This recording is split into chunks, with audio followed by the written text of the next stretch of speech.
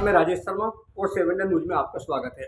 आज चूंकि छठवें चरण का लोकसभा का चुनाव है और अगर मैं उत्तर प्रदेश की बात करूं तो उत्तर प्रदेश की 14 लोकसभा सीटों पर आज चुनाव है। और क्योंकि पूर्वांचल में जो इस समय चुनाव चल रहा है, जिस तरह पश्चिम उत्तर प्रदेश में क्षत्रिय समाज नाराज था, इसी तरह लगभग पूर्वांचल में भी बीजेपी के खिलाफ ऐसी स्थिति है। वहाँ भी राजा भैया की बात करें, चाहे सुल्तानपुर से सोनू सिंह की बात करें, इन जो बड़े नेता हैं, जो बाहुबली हैं, कुछ बाहुबली सरकार के साथ हैं तो दूसरे कुछ बाहुबली बीजेपी के खिलाफ हैं। जो बीजेपी के खिलाफ हैं, जिन्होंने सपा और कांग्रेस के साथ हाथ मिलाया है, उनमें एक बड़ा नाम प्रतापगढ़ कुंडा के विधायक राजा भैया हैं। चूँकि राजा भैया उर्फ रघुनाथ प्रताप सिंह आपकी जनसत्ता दल लोकतांत्रिक पार्टी भी है और लगातार अगर हम बात करें तो लगभग 7 बार वो विधानसभा के अभी तक सदस्य बन चुके हैं और इस बीच में कारागार मंत्री भी रहे हैं। पहले ये माना जा रहा था कि जिस तरह पश्चिम में नाराजगी है क्षत्रियों की, तो पूर्वांचल में जो बड़े नेता हैं, जो बाहुबली बड़े लीडर हैं ठाकुर समाज के, उन सबको भाजपा अपने साथ जोड़ने में कामयाब हो जाएगी।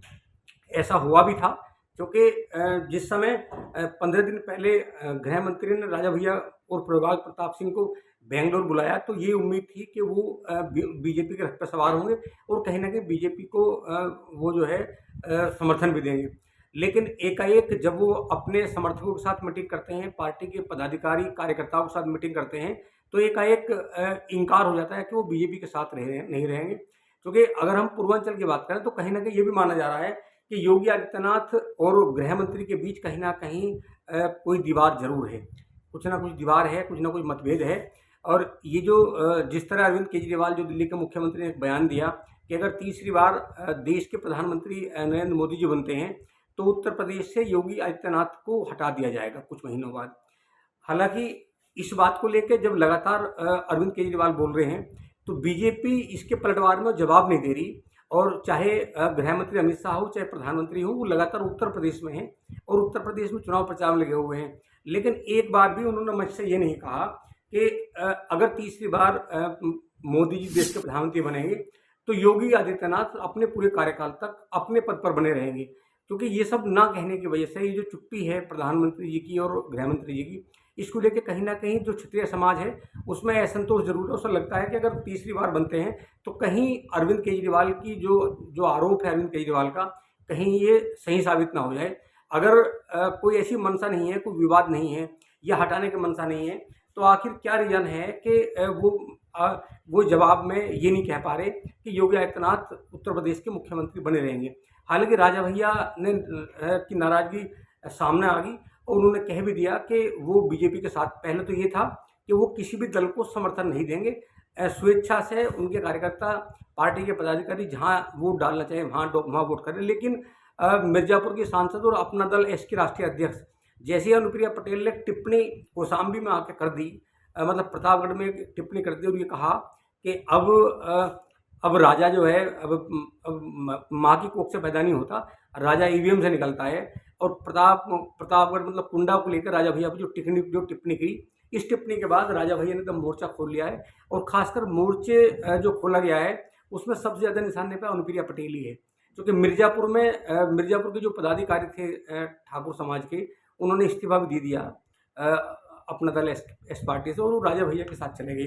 अब वो राजा भैया लगातार मिर्जापुर जो सीट है अनुप्रिया पटेल की, वहाँ वो लगातार उनके कार्यकर्ता चुनाव प्रचार में लगे हुए हैं और उनका टारगेट इस समय अनुप्रिया पटेल है। हालांकि ये तो कई सीट हैं और कई सीट ऐसी हैं जहाँ राजा भैया का असर है। राजा भैया वहाँ चुनाव किसी को जिता नहीं सकते तो हराने में शायद भूमिका निभा सकते हैं, ऐसा कुछ लोगों का मानना है। और अगर मैं बात करूँ, क्योंकि प्रतापगढ़ सीट हो, प्रतापगढ़ सीट हो या मिर्जापुर हो, ऐसी कई लोकसभा सीटें, लगभग 5 लोकसभा सीटों पर इतना हस्तक्षेप है राजा भैया का कि वो जिसे चाहें उसे हरा सकते हैं। हालांकि मैं बता दूं इस समय क्योंकि आज छठवें चरण का चुनाव चल रहा है और चुनाव को लेकर लगातार लोगों में हालांकि गर्मी है बहुत ज़्यादा, इतना तो उत्साह नहीं है जितना 2019 में था। क्योंकि कहीं ना कहीं लोगों में मतदान को लेकर बहुत ज़्यादा इतनी उदासीनता जरूर है कि लोग जा नहीं रहे। हालांकि अभी तक अगर हम बात करें तो 12:30 बजे, अगर 12 बजे तक का डाटा देखें तो 12 बजे तक अभी कहीं 15%, कहीं 20%, इस तरह मतदान हुआ है। और 14 विधानसभा में एक बार बता दूं दर्शकों को कि कौन कौन सी विधानसभा है जिसको लेकर आज चुनाव है। तो उत्तर प्रदेश की भदोही, सुल्तानपुर, प्रतापगढ़, फूलपुर, इलाहाबाद, अम्बेडकर नगर, श्रावस्ती, डुमरियागंज, बस्ती, संत कबीर नगर, लालगंज, आजमगढ़, जौनपुर और मछली शहर में आज चुनाव है। हालांकि यहाँ बड़े बड़े धुरंधर चुनाव मैदान में हैं, चाहे हम जगदम्बिका पाल की बात करें, चाहे मेनका गांधी की बात करें, चाहे हम नीरज त्रिपाठी की बात करें, रितेश पांडे की बात करें, क्योंकि रितेश पांडे अभी बसपा के सांसद थे, बसपा से वो बीजेपी में आई हैं, चाहे हरीश द्विवेदी की बात करें, क्योंकि हरीश द्विवेदी उत्तर प्रदेश युवा मोर्चा के प्रदेशाध्यक्ष रह चुके, चाहे दिनेश लाल निर्भया की बात करें, चाहे धर्मेंद्र यादव की बात करें, ये बड़े चेहरे हैं उत्तर प्रदेश के इस लोकसभा चुनाव में। और हालांकि अगर हम दिल्ली की बात करें तो दिल्ली में भी चूँकि बड़े बड़े चेहरे हैं, दिल्ली में भी आज चुनाव है। हरियाणा की तमाम जो 10 लोकसभा सीटें वहाँ भी आज चुनाव है। मैं आपको ये बताना चाहूँगा कि उत्तर प्रदेश की स्थिति जो 14 लोकसभा सीटों पर चुनाव है, वहाँ राजा भैया का कितना प्रभाव है। पाँचवा, छठा और सातवां जो 3 चरणों का चुनाव में अगर मैं बात करूँ तो इनमें 24 लोकसभा सीटें ऐसी हैं जहाँ लगभग 30 लाख क्षत्रिय मतदाता हैं। और 30 लाख क्षत्रिय मतदाता चूँकि जब चाहे मैं 2019 की बात करूँ, चाहे 2014 की बात करूँ, ये तमाम मतदाता बीजेपी के साथ रहा। लेकिन इस बार हमें लग रहा है कि पहले चरण से लेकर अंतिम चरण तक कहीं ना कहीं क्षत्रिय समाज में बीजेपी को लेकर नाराजगी है और वो लगातार बीजेपी के सामने दूसरे खेमे में। जहाँ तक राजा भैया की बात है तो जो कि पूर्वांचल की 5 लगभग लोकसभा सीट ऐसी है जहाँ राजा भैया का अपना असर क्षत्रिय समाज पर ही है। इसके अलावा जो कुर्मी है वहाँ भी असर है, जो ब्राह्मण बड़ी संख्या में है वहाँ भी इसका बहुत ज़्यादा असर देखने को मिल रहा है। अगर मैं मिर्ज़ापुर लोकसभा की बात करूं तो मिर्ज़ापुर में जो प्रभावित करने वाली है, मिर्ज़ापुर में जो क्योंकि क्षत्रिय समाज की वहाँ लगभग 10% वोट हैं। मैं अगर कुर्मी आबादी की बात करूं तो मिर्ज़ापुर में लगभग 19% यहाँ कुर्मी वोट हैं। अगर मैं ब्राह्मण वोटों की बात करूं तो ब्राह्मण यहाँ लगभग 11% हैं। मैं अगर मुस्लिम अल्पसंख्यक की बात करूँ तो यहाँ लगभग 10% हैं, जिनमें राजा भैया का अपना अलग प्रभाव है। अगर वो नुकसान करने पाएंगे तो बहुत नुकसान गठबंधन को, अनुप्रिया पटेल को कर सकते हैं। अगर मैं प्रतापगढ़ के जाति गणित की बात करूँ, वहाँ चुनाव भी है। प्रतापगढ़ में चूँकि क्षत्रियों की आबादी बहुत ज़्यादा नहीं है, वहाँ मात्र 8% है। वहाँ कुर्मी की अगर हम देखें तो कुर्मी भी वहाँ 12% है। प्रतापगढ़ में सबसे ज़्यादा संख्या, चूँकि यहाँ ब्राह्मण लगभग 16% है, 16% आबादी है ब्राह्मणों की है। या मुस्लिमों की बात करें तो यहाँ 14% मुस्लिम आबादी है। यादवों की बात करें तो लगभग 9% यहाँ यादव है। इसीलिए ये माना जा रहा है कि राजा भैया का असर इसलिए भी है कि जो इस बार तमाम, चाहे जो बीजेपी का कोर वोटर है, चाहे वो क्षत्रिय हो, ब्राह्मण हो या इसके अलावा और दूसरा वोट बैंक हो, तमाम कैडर वोट में इस बार कहीं ना कहीं हल्की दरार है। और वो वोट बैंक खिसक के वो इधर जा रहा है, कांग्रेस अलायंस तरफ जा रहा है। अगर ये कांग्रेस अलायंस के साथ तरफ जाता है तो इसका कहीं ना कहीं ज़्यादा नुकसान बीजेपी होने की संभावना है। हालांकि अभी चूँकि आज चुनाव है, 4 जून को मतगणना होगी, मतगणना में पता चलेगा। लेकिन ये माना जा रहा है कि पूर्वांचल, पूर्वी उत्तर प्रदेश तरह पश्चिम उत्तर प्रदेश में क्षत्रिय लगातार नाराज रहे, बड़ी बड़ी महापंचायत करते रहे और इसका कहीं ना कहीं नुकसान, चाहे कम वोटिंग में हो, बीजेपी को इसका नुकसान जरूर हुआ है। वो 4 जून को सामने आएगा। पूर्वांचल में ये माना जाता है कि पूर्वांचल में बीजेपी के साथ क्षत्रिय समाज रहेगा, क्योंकि गोरखपुर से है और योगी आदित्यनाथ का वहाँ अपना असर है। क्योंकि अगर हम बात करें तो डुमरियागंज से जगदम्बिका पाल बड़े नेता हैं क्षत्रिय। अगर केसरगंज से बात करें तो ब्रजभूषण शरण सिंह वहाँ बड़े क्षत्रिय नेता हैं। अगर जौनपुर की बात करें तो यहाँ धनंजय सिंह भी ठाकुर नेता हैं। अगर बाहुबली की बात करें तो कुंवर ब्रजेश सिंह वहाँ बड़े नेता हैं।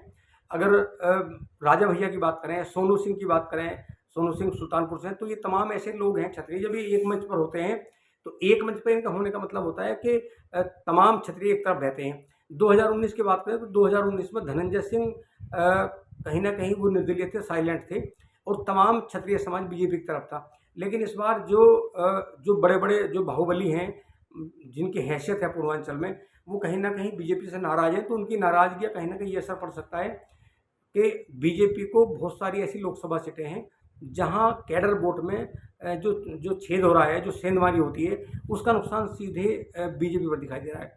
हालांकि अब हम लगातार अपडेट देंगे, क्योंकि आज छठवें चरण का चुनाव है और 1 जून को 7 चरण का चुनाव है। अभी आज के बाद उत्तर प्रदेश की 14 लोकसभा सीटें बचेंगी, जिनमें 1 जून को चुनाव होना है और फिर 4 जून को मतगणना होनी है। क्योंकि अभी जो गोरखपुर, चाहे गोरखपुर की बात